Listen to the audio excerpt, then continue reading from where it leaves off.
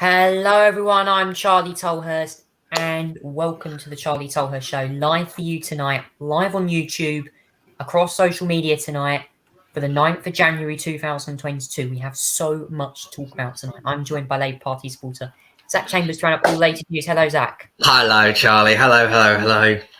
Hello, Zach. Now, we've got a lot to talk about tonight, and we're going to start with a briefing, as always, on the show from the UK. We have plenty of staff shortages across the country. The economy seems to be at some point grinding to a halt in some areas, as businesses are struggling with staff off with Omicron, with COVID, and also as well. I've just read up the other day that the Greater Anglia have had to announce some changes to their services next week around parts of Essex due to staff shortages. And Zach, it's clear that this staff shortage, or pingdemic as I call it, is affecting the country massively. Yes, Charlie. It's affecting them quite big, actually. And this is a problem that still continues to happen over Christmas and so far into New Year, as we said, Charlie. Some hospital trusts have declared critical incidents because of the lack of staffing they've got there. It's now, although the good news is in some areas, Charlie, such as London, it looks like the COVID peak for Omicron has flattened out a little bit, which is promising and some good news there. But yeah, this is now going to go up to, I think, Charlie, the other sectors of the United Kingdom. So the North, for example, is going to be affected there potentially as well in terms of cases. Now we know there's sometimes been a north-south divide in terms of COVID cases, of what happens there and the spread of it as well. So there's potential problems in that front, Charlie. And as you said, Charlie, staff shortages and all that sort of thing in that area is still a big problem, as you said, Charlie. The trains, Greater Anglia cancelling trains and services because there's been a few problems with getting the staff available. And this is the reality at the moment with an open society and staff being off, is that there's literally you can't run services. So, yeah, it's a big problem there, Charlie. I have to say, I'm very interested to see what the economic reports are going to be like for the economy when we get them eventually. I don't know when we're going to get that eventually, Charlie, in the UK. But I don't think it might not. I don't think it'll probably look too good, to be fair. I don't really know, but we will see. And it'll be very interesting because I'm the more thing I'm looking forward to, Charlie, is seeing the economic outlook when the report comes, because obviously Omicron's come around and affected a lot of people. It come around a lot, affected a lot of sectors of the economy, and so we'll have to see what happens there. Yeah, and Zach, I have to say, I'm concerned about another thing because the NHS in April, there was set to be 100,000 staff losing their jobs, maybe more. There could be a higher number of NHS staff that could lose their jobs because obviously they've got a vaccine mandate to meet by early April. Otherwise, they're out of work. They lose their jobs. It's going to be mandated. And the NHS at the moment, they need to have nurses and doctors in working on the front line, helping the country even get through the pandemic. And then you've got to look at other services like the essential services, like the bin collections, all the people who run our bin collections, getting the recycling bins. These sectors have been badly hit by this pandemic here. Yeah, absolutely, Charlie, absolutely. And I have to say as well, I think there's got to be a distinction here, Charlie, because whether you think about it, whether there would have been, if there was or there wasn't restrictions, I have to say, this wouldn't have changed the outlook. You would still have people going off sick, unable to work, all that sort of thing. So whatever direction the government went and whatever direction they think is appropriate, there's going to be problems either way, Charlie. And this is one of them. If you have an open society with the economy totally open, you're going to get the risk that once you get a transmissible variant and positive COVID results that spread around in the hundreds of thousands we currently have, we've got 140 odd thousand today COVID case reported, that you're going to have a problem, Charlie, where with that so much of virus in society, there are going to be so many people that are going to be off work or unable to go in or having to isolate because of COVID. So there will be a problem, and this is one of them. Staff not able to go to work. That means certain sectors have to reduce, trim down their offerings, or even shut down.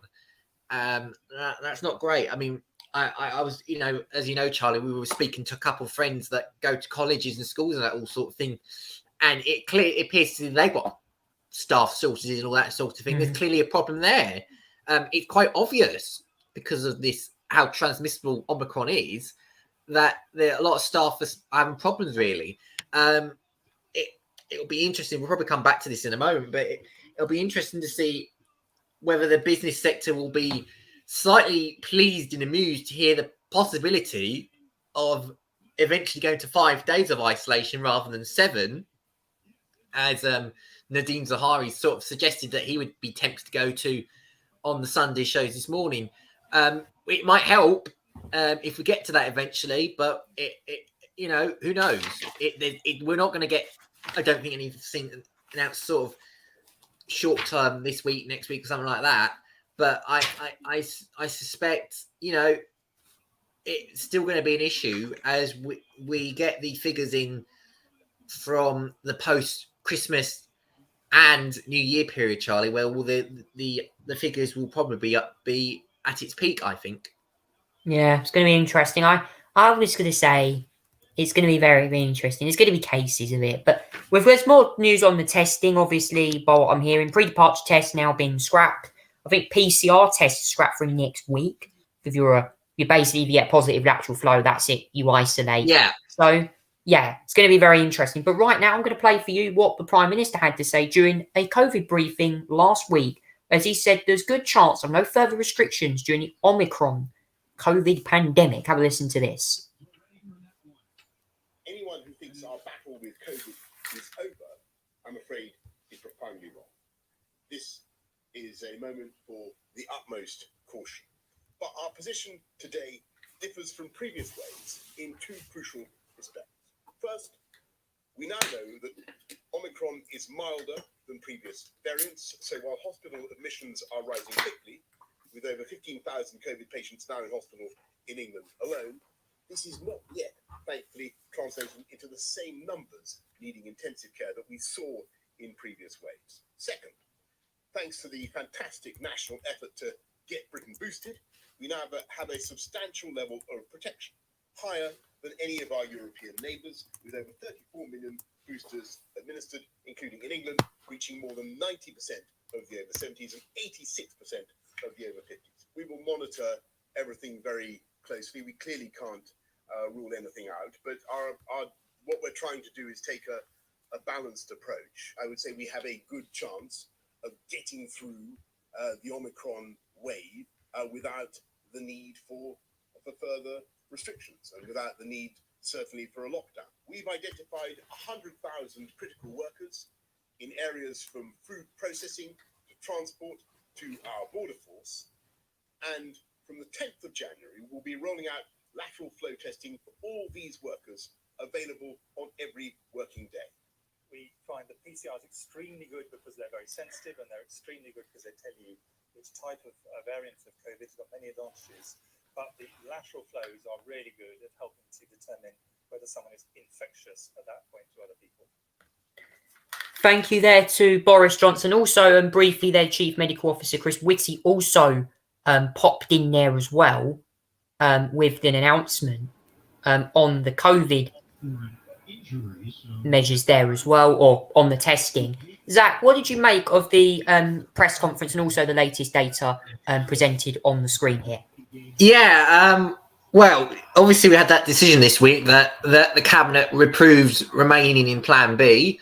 I have to say, I probably wasn't surprised. I think we saw this coming, really, to be fair, when the Prime Minister made his announcement on, I think it was, it was Wednesday, I think. Yeah, Wednesday. That was the announcement. I feel like he did that press conference as well on the Tuesday, where he announced he was going to recommends cabinet to still remain on Plan B, which they unanimously approved. Let's see the figures currently today at the moment, because 141,000 positive cases from yesterday. It's only up by average of 6.6% in the last weeks. There might be signs of plateauing. The deaths in the last day is 97, although there's been a 30% increase in that. That's slight concern. It might just be the case that the lag on the deaths are starting to kick in now. Patient admitted is 5,783 in the last, up 5,783 in the last 7 days. That's up nearly 58%, which is a bit worrying there. One of the things I noticed, Charlie, is that the good news is the testing is going up as well, 18%, which is good.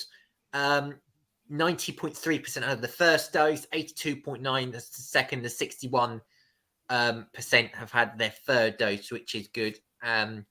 So we're getting there, although there's starting to be a bit of a plateau in terms of who's getting their doses now in that area. So yeah, one of the I should point out, Charlie, that one of the people that probably was going to be including that data this week is Keir Starmer, unfortunately, because he I heard about this. Yeah, positive for COVID for the second time, I should add. He got the virus again because he got it back in last year as well, before the budget debate. Now he's got zero symptoms at all, which is good news.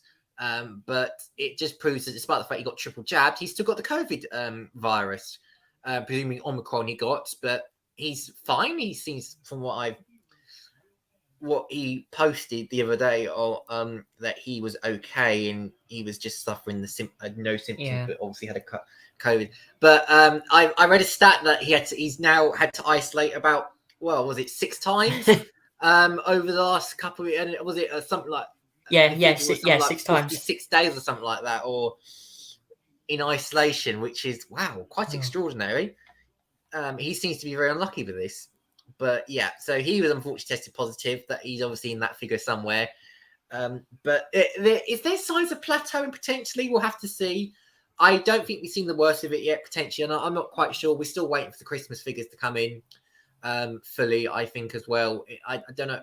We might, New Year figures. We might have to wait for that to kick in a little bit, because there might be a lag on that. So yeah, the potential problems there, but in some ways, in some areas in the country, the situation is the same. Some is getting better. We'll see how this progresses in the next few weeks. I can see we might just start to be reaching the plateau, and then there might be a way down.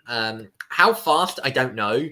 I'm very interested, because in South Africa, although they got a different population, their cases are gradually, gone down a little bit. It's been declining, a bit, they've declined, then gone back up a little bit. So at the peak, they were at 37,000 cases at one point. And it looks like they are peaking. It's now at 7,000, and that's within about a month.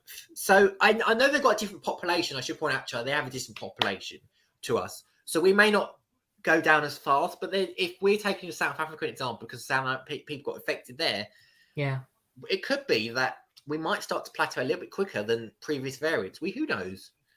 We'll see. Yeah. Also, as well, just before we move on to the next part of the briefing, I just want to say, if you watch the Late Late Show in America, James Corden sadly tested positive the other day for coronavirus. Zach, any words on the former League of Their Own host? Yeah, I'm very interested, because they've got quite a lot of spread in America at the moment, Charlie, in terms of then James Corden, one of the latest to test positive. The other day, Charlie, the US recorded 446,000 cases. On the 7th of January, they recorded 900,000 cases, and on the 3rd of January, they recorded over 1 million cases, Charlie, which is unbelievable. But that's how badly it's spreading through the population in America there. Some cases, such as New York, have been hit the most. Florida as well, where they got zero COVID restrictions there. I mean, in New York, they've barely got any, by the way. It appears that, the boosters in some way, Charlie, I should point this out, the boosters with the third jabs and everything are keeping society open. And for the economic purposes, that's good. And for the health purposes, it's working as well, I have to say, because there's not much deaths so far. There's been an increase in hospitals, no doubt about it. But I have to say, we're starting to see a little bit more deaths recently. If I'm looking from, say, the second, it seems to be going a bit up and down at the moment from a 30-day perspective, but it's stable. Let's just say this, Charlie. It is stable, the death situation. So that's working on their front in America. Yeah. In terms of that. Yeah, all I can say is James Corden wish you for a speedy recovery. He's obviously well known in America for obviously used to host League of Our Own over here, came over here for Christmas, but unfortunately he's gone back to America and the Late Late Show has been paused temporarily because he has sadly contracted the virus. Also, Jimmy Fallon also contracted it as well, another Tonight Show host as well in America. He's back working now. He did say he experienced mild symptoms after being boosted the other month. Obviously, he had 3 vaccinations, did Jimmy Fallon. But moving on now to the next part of the briefing now. This isn't really associated with the UK, but it's on our UK news, and that is to do with Novak Djokovic. The Australian, as many British news channels have been reporting, Novak Djokovic is due to play in the Australian Open tennis competition, which starts this month in Melbourne.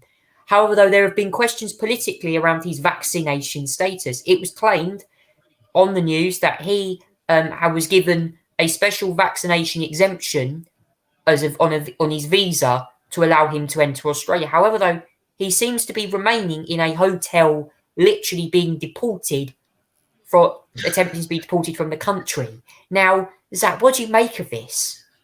Do you know what? I'm going to break the norm here, Charlie, and say this. Look, right. So my understanding from what I've read is that he is potentially not vaccinated.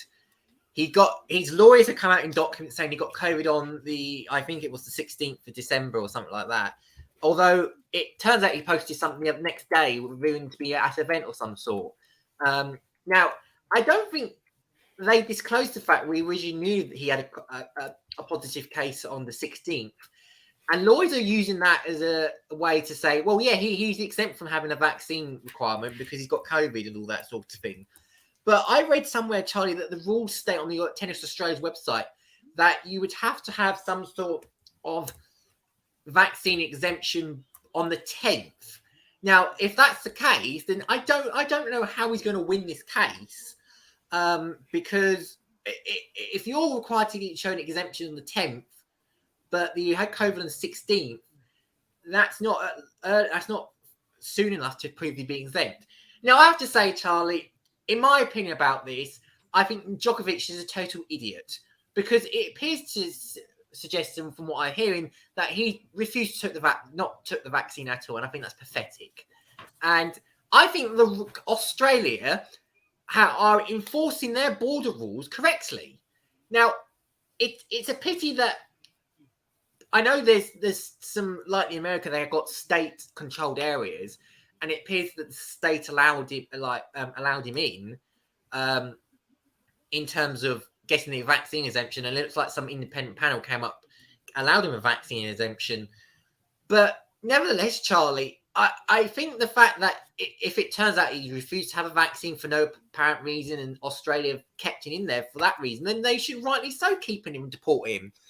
And it's incredible the amount of people complaining about this, Charlie. I have to say, it's common between right-wing Brexiteers as well, Charlie, who have touted Australia as a way to enforce borders and all that sort of thing, then complain that their person that they love is being treated unfairly because of the borders and their border rules. So the fact is, Charlie, those people who advocate for Australian border rules are now complaining about them because of a certain individual refusing to get vaccinated.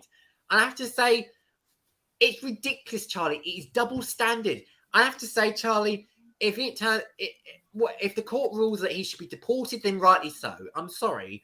But The way to do this and to sort this out, Charlie, in the first place, the easiest, most simplest thing is he should be vaccinated to be taking part in these type of sports. He should know that, Charlie. There's no good reason why he should have a medical exemption. Unless, well, the only reason why he can get medical exemption now is because he's had COVID. But nobody's told us about that. He's kept it in the dark, which suggests he doesn't want people knowing his COVID business and all that sort of thing like that. He doesn't want to get vaccinated. He doesn't want to tell the world to get COVID. He's held super spread event, Charlie. He doesn't deserve to be anywhere near Australia. He should be deported if that's the case. I'm sorry, but Australia, who control their borders, and rightly so, and these right-wing libertarians who pointed out Australian border controls and their great work they do, are now faffing and getting upset and acting like a snowflake because they got their person isn't going into the country. I have to say, Charlie, the double standard is incredible. That is, I think Novak Djokovic should, if he submitted that vaccine exemption too late, should not be in the country. He should be deported, and it should set an example that the rules apply to everybody, including superstars. Yeah. Now on this show, we have a right to free speech, and Zach, I obviously understand your view on that. Now, I'm going to comment on this now because obviously this has been a big news story. Now, I have to say this: if you look at what we're seeing in Kent with the migrant crisis, people being left in, coming into the channel, basically claiming they've got this thing of, okay, I've got on my visa that I'm immigrated to the UK. I've got a legal immigration status.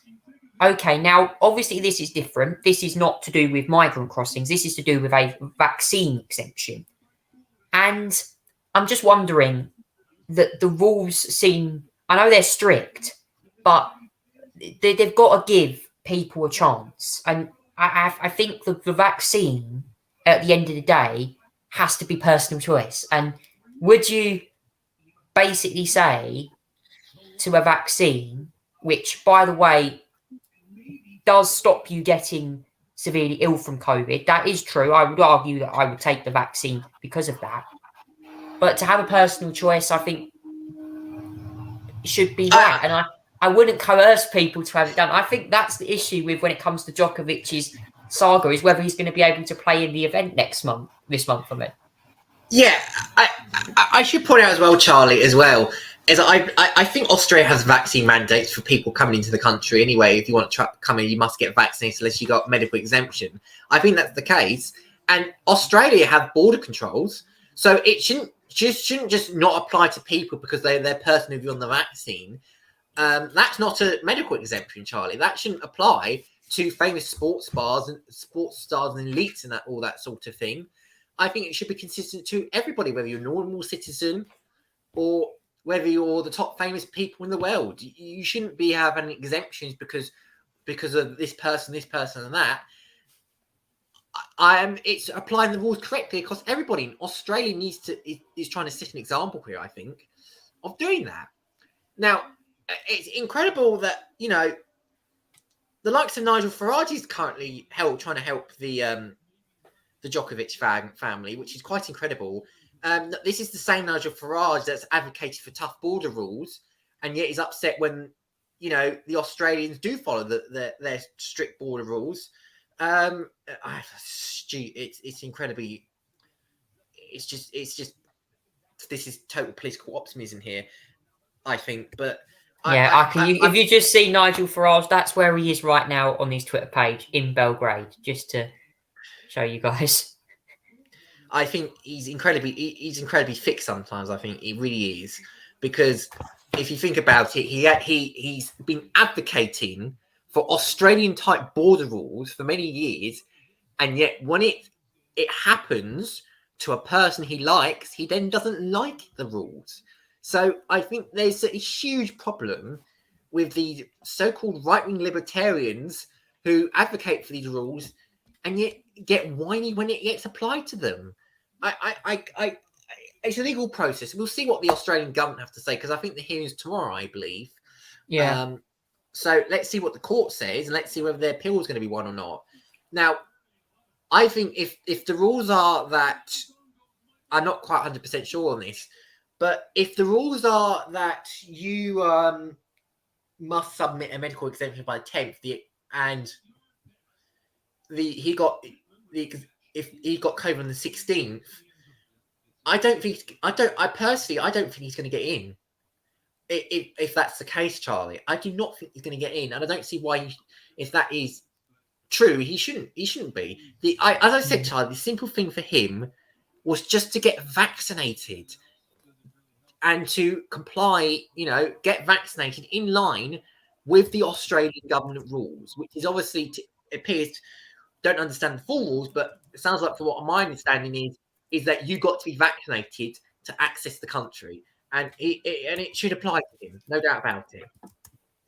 Yeah, it's an interesting one, guys. We'll keep you updated on the saga of Novak Djokovic during the show. But yeah, we'll keep you updated on that. We're going to carry on now with Sports Round. Now, the sports segment of the show.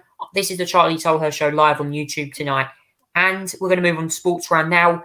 Motorsport dominates the Sports Round agenda tonight because, of course, it's very soon we're going to be kicking back off with motor racing. And tonight we're going to be talking all things IndyCar on this segment.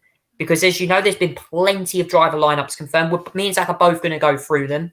So, starting with the IndyCar lineup tonight, we have all of the drivers and teams pictured here. So, it sees that AJ Foyt Enterprises, Dalton Kellett, and Kyle Kirkwood, who will be one of 5 rookies taking part in the championship this year at AJ Foyt Enterprises. Andretti Autosport also sees some changes coming as Romain Grosjean replaces Takuma Sato at that team, driving the number 28 car. Alexander Rossi also will race, and Colton Herta will be retained. But also another rookie, Devlin DiFrancesco, will also be part of the Andretti Steinbrenner Autosport as well. And that plenty of driver changes in IndyCar. Oh, there's plenty, Charlie. Let me go through the list here. Hello Castaneris is driving number 6 full time. Jack Harvey's not returning. And it's Castaneris' first full IndyCar season since 2017. Ryan Hunter-Reay is not returning. By the way, that's a big loss after 12 seasons. Romain Grosjean's got a full-time entry at Andretti Autosport. He's not a rookie because he's driven a certain number of rounds to not be classified as a rookie, but he's going to do a full season now, including the oval races, which he didn't used to do, but he's doing it with Andretti Autosport. Simon Pagenaud has parted way with Penske and is driving the number 60 for Maya. Takuma Sato is not returning, as you said. Jack Harvey is driving the number 45 for Rahul Letterman. Sebastian Bourdais is not returning as a full-time driver. It might be possible that he might drive part-time for another team, but we don't know yet. Christian Lundgaard is another new entry. You may remember him from, I think, Formula 2. Formula 2, yeah. Yes. He's driving for Lathol Rettenham Racing. Devin DeFranco is another rookie driving for Andretti. He's replacing James Hinchcliffe, who's going to NBC as a commentator, replacing Paul Tracy.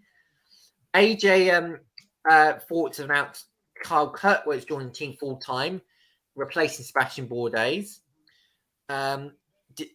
Takuma Sato will drive 51 for Dale Coyne. That's Romain Grosjean's old seat, car 51 51. And Jimmy Johnson is driving full time for Chip Ganassi for this year as well. Maya is now 2 entries as a team. Junicus Racing is returning to the IndyCar series. With Callum Ilott, with a new, he's a new entry, I believe. Yes, Callum Ilott, yeah. He's doing full season. He's doing it as well.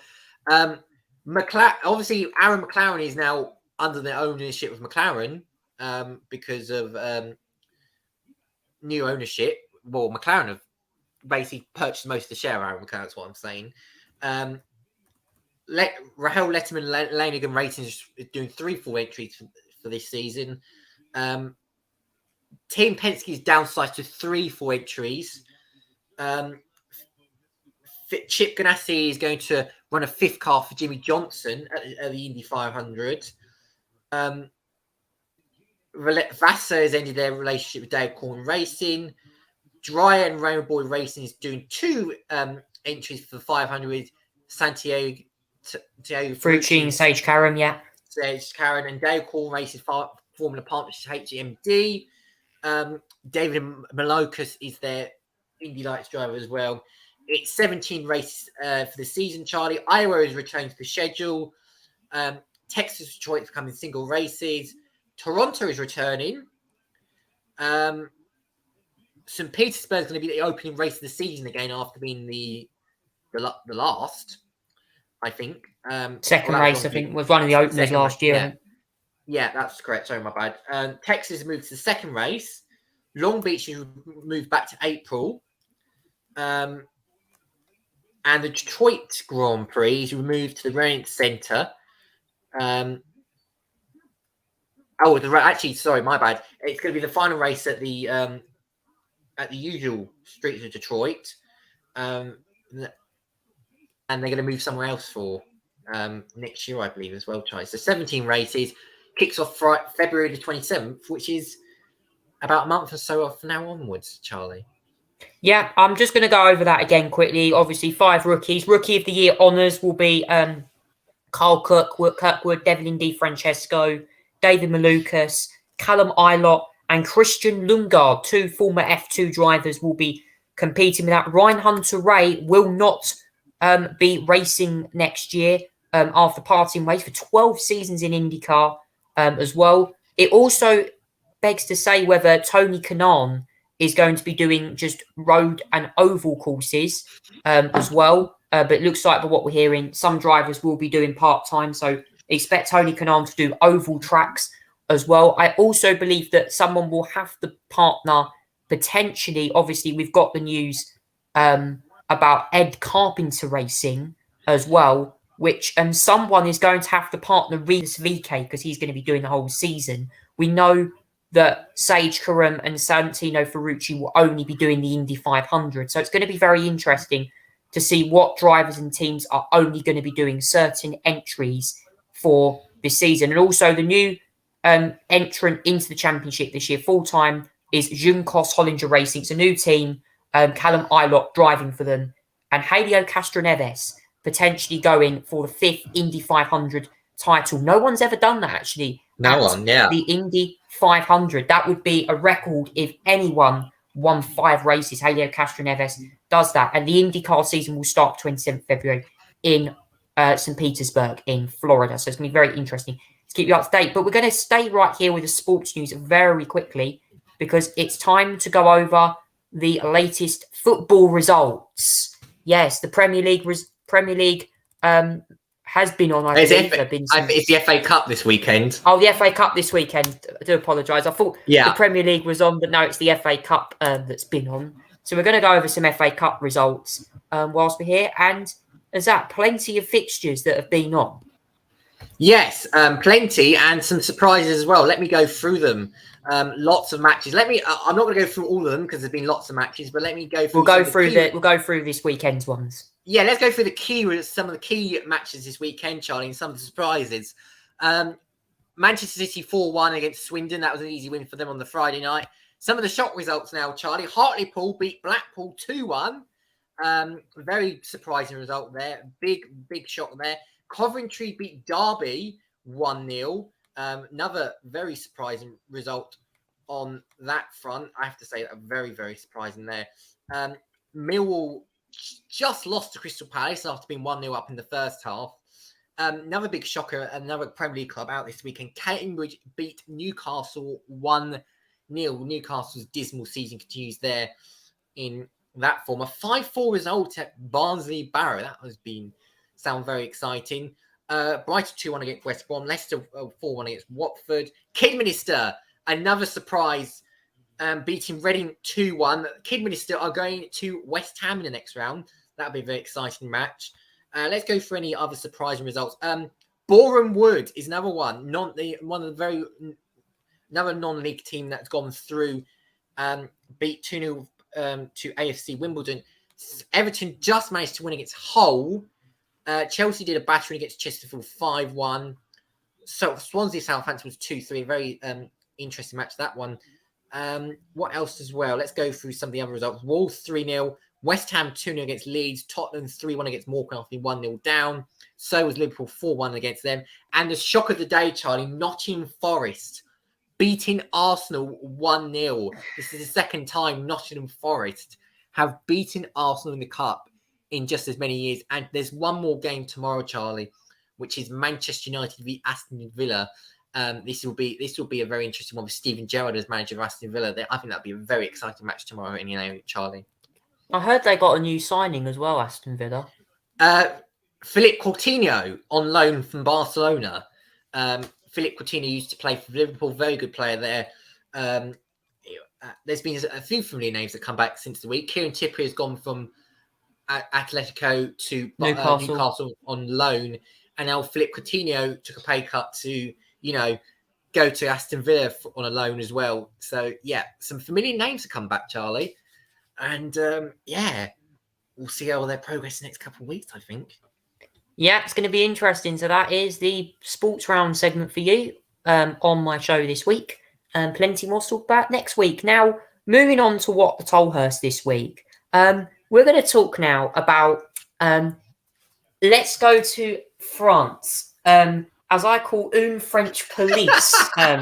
Now, if you watch the Grand Tour, you knew Jeremy Clarkson drove a Citroen C3 Aircross against the police. But what I mean by French police this time is COVID-19 protests in France. And this picture here, or this photograph taken from an article released by Sky News, proves to you that even the rain could not stop these protesters from actually going out and demonstrating in the middle of Paris. Have a listen to this. This is what it says. Pouring rain is a really good omen for a big turnout in the French capital on Saturday, as tens of thousands defied the weather and took the streets to display their anger and opposition to the latest COVID restrictions. Across the city, you heard chants of liberate, demands of freedom to choose whether you've been vaccinated or not. And it demands not to be penalised if you. Simply put, the government plans to bar anyone who isn't fully vaccinated from places like bars and pubs.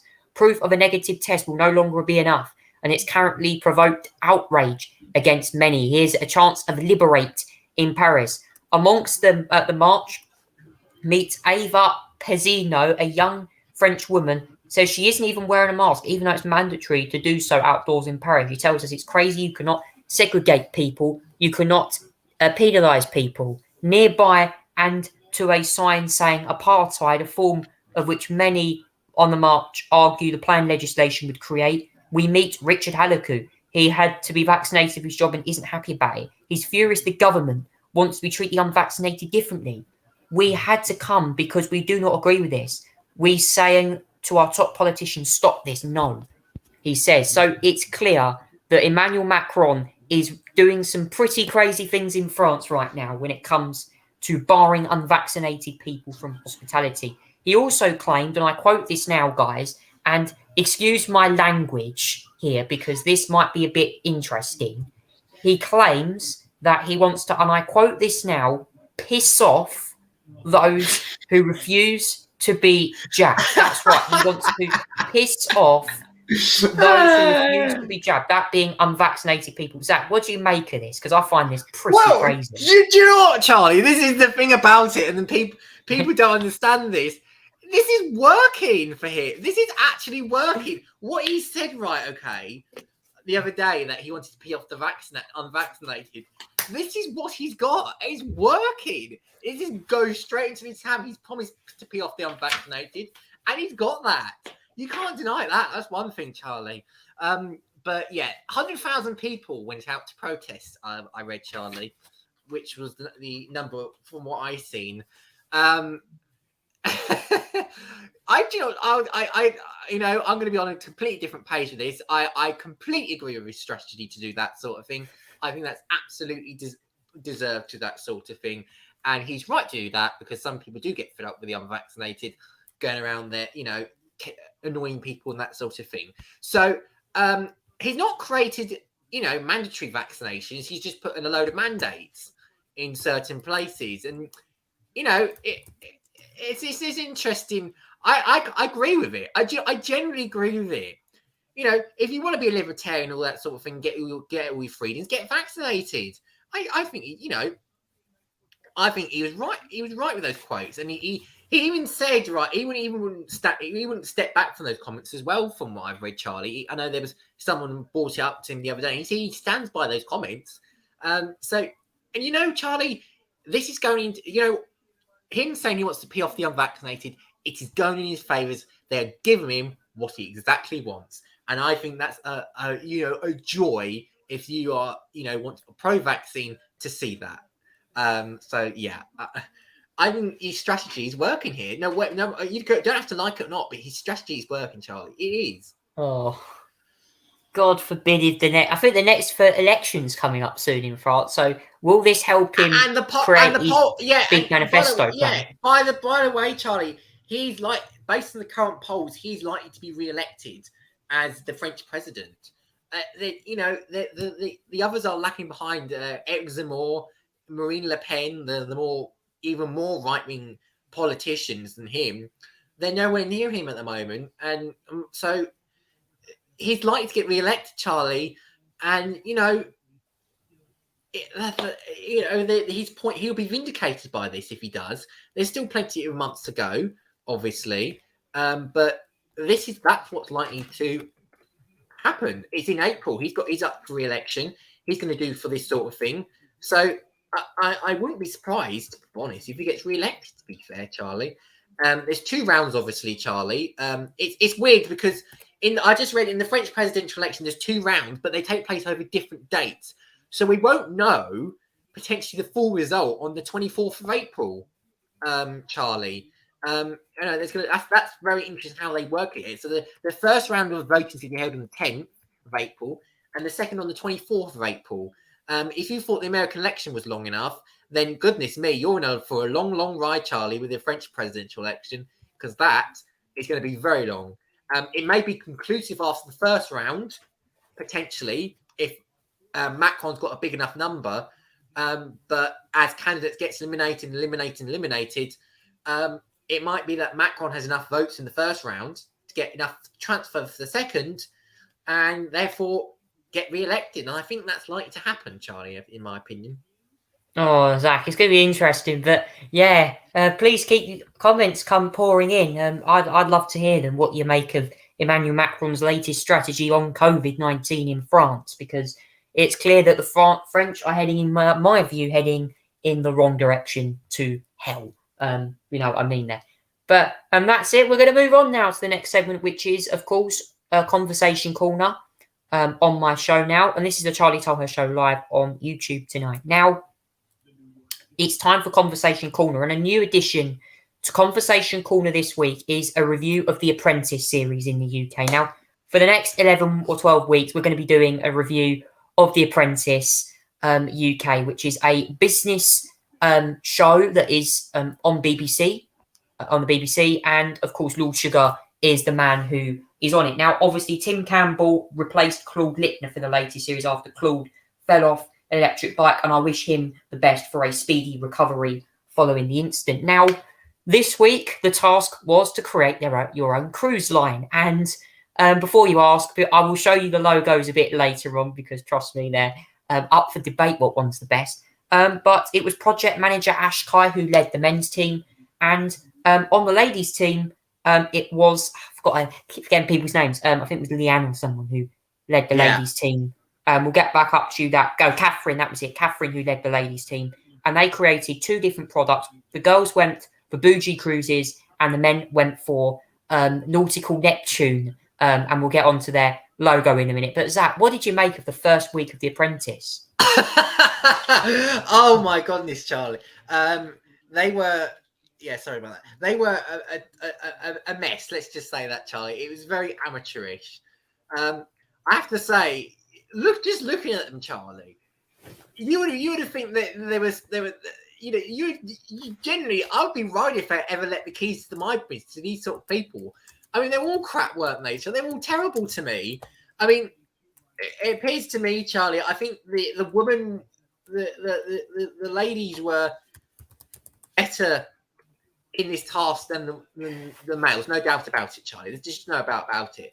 I have to say, first of all, in terms of the task, Charlie, I had no idea. I mean, goodness me. I have to say, Charlie, goodness me, the logos, the marketing campaigns, as well.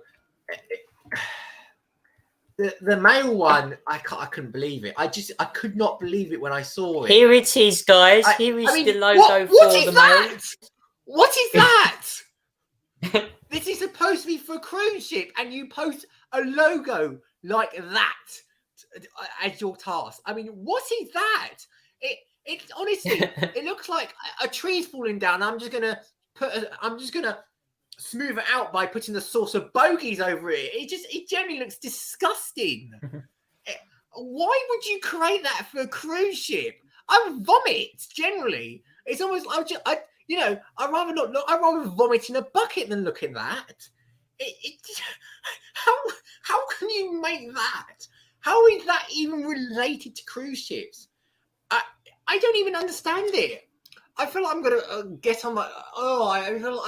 I feel like I'm doing some gym exercises and crusading myself to the neck. Then look at that, because it's terrible. It's horrific.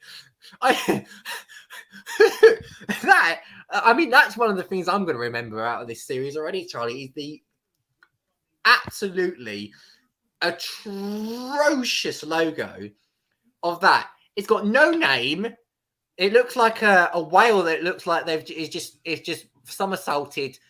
And then, according to this, it looks like a turd hitting the water, according to this article from the Metro. It does. I think it does look like a turd, if I'm honest. It honestly, do you know what, Charlie? My poo looks better every night than that. Generally, it does. And that looks, please. Sometimes I'm lost for words. It's that bad and that horrific. A flipping, a 5-year-old could design better than that. Really, it's almost. How much time do you think that took? 5 minutes in normal time. A professional designer could come up with that. I mean, that probably took about an hour or something to come up with that. Come on, I might as well flush the toilet and start over again, because that is hideous, absolutely hideous. It was meant to be called Never Ending Nautical, and they forgot to put the company name on there with the slogan Never Ending Nautical. I think they called it like Seaway or something. And yeah, Ashkai, the project manager, decided, okay, I'll make that up. And yeah, it was clear. I watched the adverts as well yesterday. Brittany and another one. Yeah, Brittany Carter was one of the ones who's from Essex. She's in it. And it was clear that her and I think Iket or someone were like, never ending impatient. They wanted to get the advert done. Never ending natural. I think the team are full of never ending knobs. If I was, my opinion, Charlie. That's what I think. Never ending knobs is the best way to describe them. On that front, come on. I would never design that in a million years, Charlie. Never design that. If Gordon Ramsay saw something, he'd probably hit it and probably explode into a million pieces.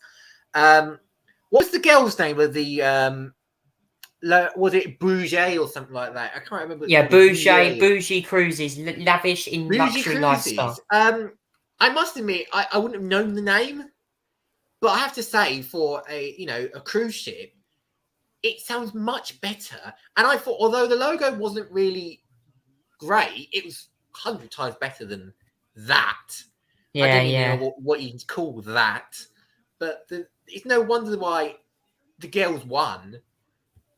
They were still a bit crap in some areas, I think, but they were certainly 100 times better than what we saw than that. Live the lavish lifestyle, yeah.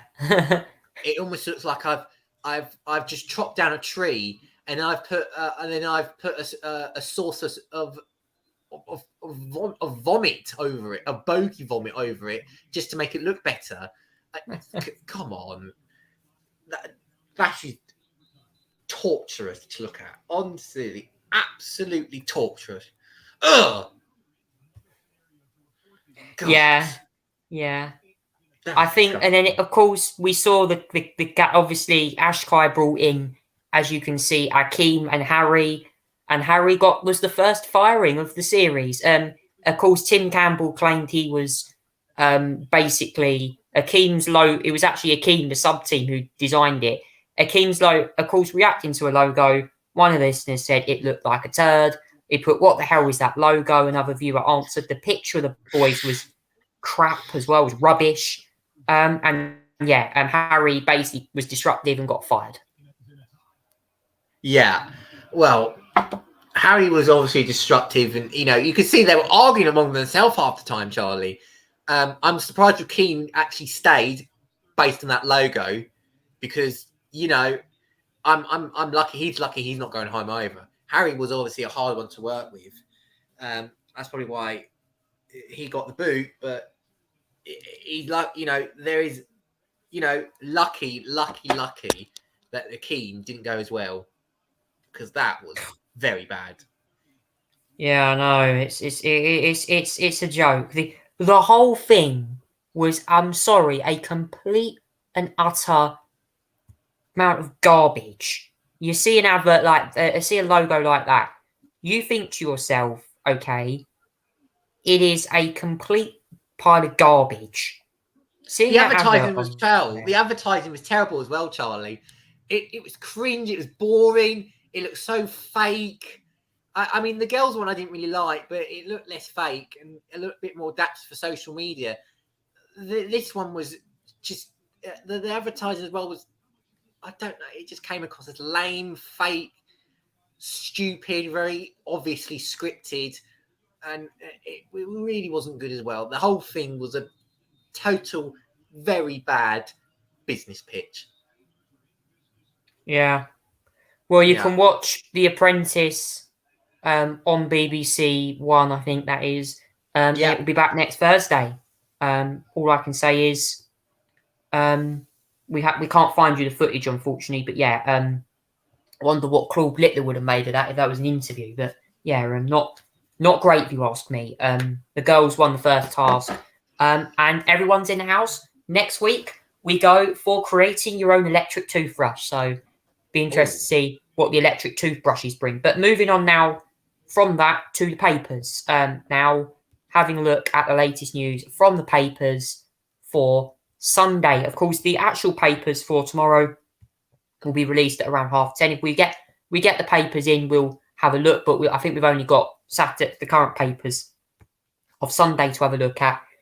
Here are all the links for all the newspapers. I'm going to quickly read some of the headlines. So the Sunday Times has Kate at 40, a portrait of the princess who knows her best. Also, end of free lateral flow tests as the country is being told to live with COVID. A new plan could be up to save billions of pounds. In the Observer, also has the same headline: end mass jabs and treat COVID like we do with flu, is ex-vaccine chief. Also, as well, the Djokovic pictures add to visa controversy continues. In the Telegraph, Liz Truss says, "I'll use Article 16 if EU won't bend." Also, as well, the Prime Minister plans to escape damaging flat makeover investigation as well. Also on the Express, plenty more as well. Kate paints town on a red 40th as well. And one of the main headlines is that Home Secretary warns Lords not to block her crime bill for victims' sakes. Pretty, it's time for tougher justice. The Sunday People says, star killer in sick prison taunts. The Mirror says, Dyer's soap bombshell, Danny Dyer quits EastEnders. And the Daily Star has, Cutlery Brother, I've found the lost ark. Zach, what do you make of these headlines? Let's go to the Sunday Times first, because I've been waiting to come to this, Charlie. I'm going to mention first for the end of free lateral flow tests. Now, this was reported in the Sunday Times. This has been denied by Nadine Zahawi today, although I believe this will eventually become a government plan. I have to say, looking at this, Charlie, they're looking at reducing free COVID tests, so that you only get it at essential services such as hospitals, care homes, and potentially schools as well as for free COVID tests. As well, there's also talk about Nadine Zahawi wanting to back a 5-day self-isolation if the UK Health Security Agency recommended it. On the end of free lateral flow test, Charlie, I think that would be such a terrible thing if that happened. I'm sorry, that would be such a terrible thing if that happened. The problem with this, Charlie, is that it will just result in more infection. You're not going to find out if there's going to be a new variant coming to the country or not, Charlie, because there's going to be very little of them coming, being able to find them. If you want to get a PCR test, it's going to cost more. And as well as this, Charlie, those who are already in low-income families, who are already going to have tax increases in April, Charlie, as well as energy and gas prices increasing, as well as council tax rising. What's going to happen is, Charlie, is that they are not going to pay for COVID tests, and therefore they're going to put their own health at risk, Charlie, because they can't afford to get a COVID test. This is a ridiculous move, Charlie, if they really are planning this sort of thing. And I think this is putting a lot of people in danger. This is putting low-income families at risk as well. And it's a silly en masse jazz and treat COVID like we do flu, according to ex-vaccine chief. I think this is wrong, Charlie. I really do. Because this is the announcement of this as well, Charlie, is terrible from a briefing point of view. Because not only happens with one thing about as I said, people about not getting COVID tests because they're not going to be able to afford it and therefore risking their own health. The other thing that's going to happen, Charlie, with this being briefed out, is that people are going to start stacking up on COVID tests, and therefore those who really need it are not going to get it. So this is a terrible time to announce this sort of thing, and a stupid briefing overall, Charlie. This is ridiculous, because this is one of the ways to come out of the pandemic is by testing, not getting rid of it. What else as well? Truss on the Sunday Telegraph. I'll use Article 16 if EU won't bend. This is Liz Truss is up in the rhetoric again because she's going to be meeting with the EU Commissioner and Vice President to negotiate on the protocol again. She is once again threatening using Article 16. We'll see whether it happens, because I've heard this threat many, many times. It's not happened yet as well. Also, I just want something that mentioned there, Charlie, on the Telegraph as well. The PN is set to be cleared over that flat makeover investigation. That's the one involving Catherine Stone, the Commissioner's standards investigator. It looks like from that she will decide not to investigate it, because the Electoral Commission has already fined the Conservative Party £16,000 from it already.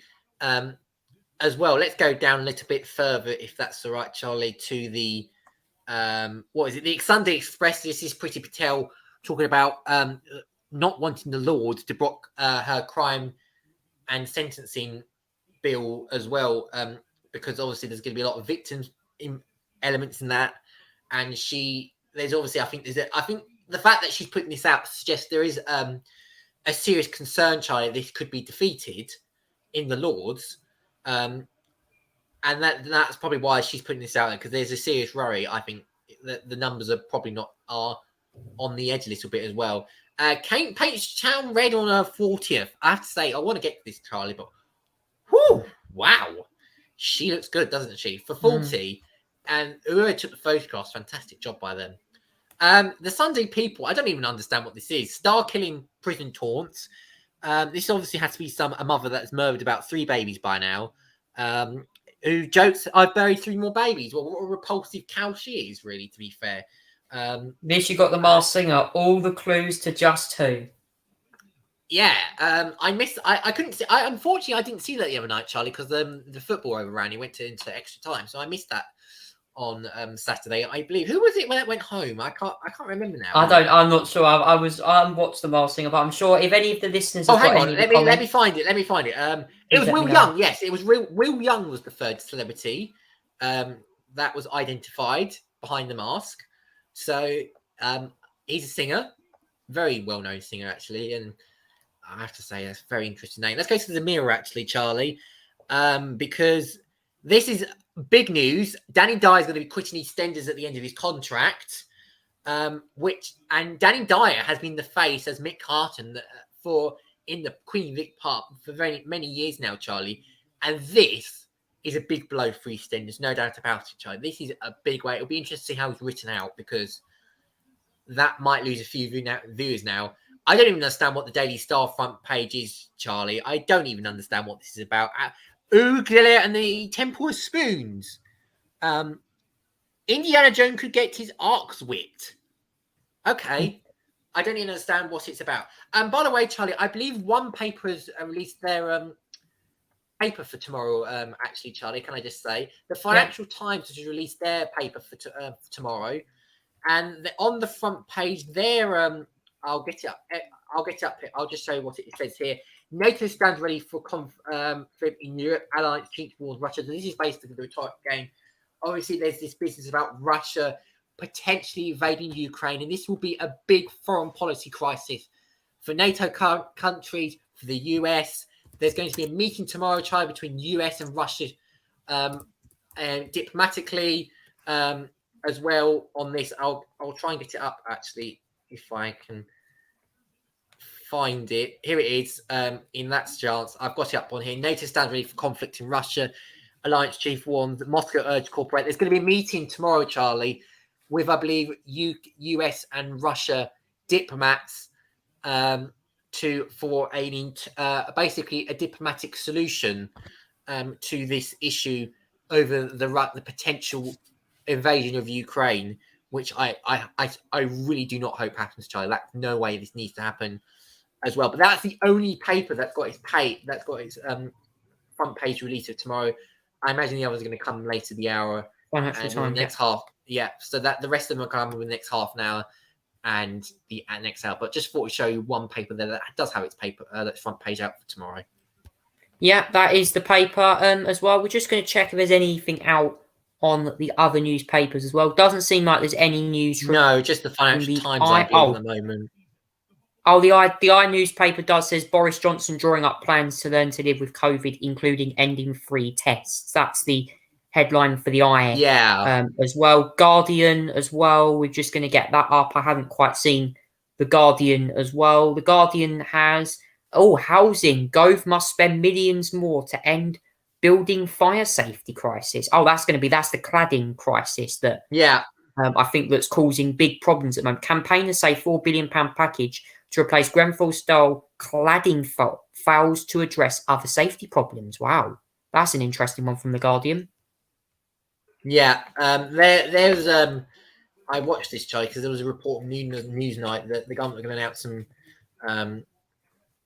plans to solve cladding, and there's a certain amount of measures that are going to probably announced this week, I think, Charlie, including covering the costs of certain buildings that need cladding done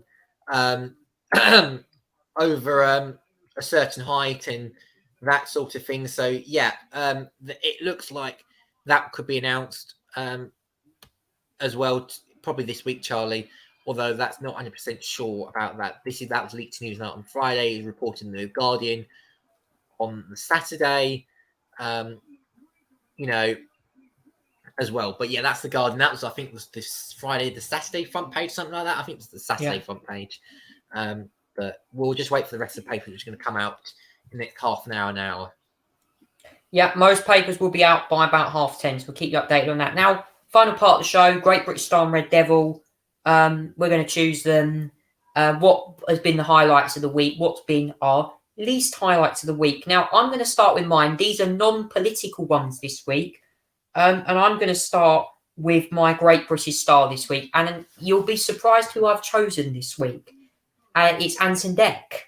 Because one thing I've chosen Anton Deck because of their new game show, Limitless Win. I watched it the other night. I have to loved it. say, great show, full of energy, and congratulations to Will and Catherine for walking away with £500,000. That's We're going to brilliant. see records being broken on this show. Anton Deck's Limitless Win. These two are fantastic gentlemen, very well known across the country.